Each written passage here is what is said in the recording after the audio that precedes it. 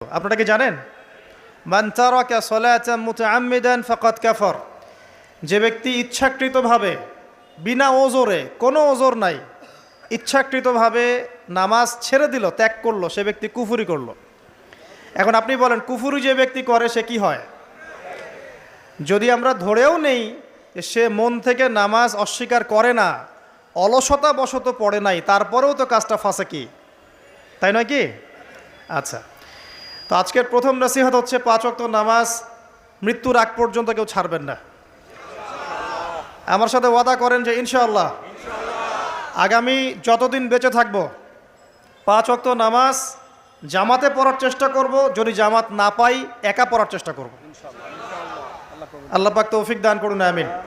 আজকে যদি এই কথাটাই শুধু বাসায় নিয়ে যেতে পারেন যে 5 ওয়াক্ত নামাজ আর জীবনে ছাড়বো না, আমাদের আজকের মাহফিল সফল।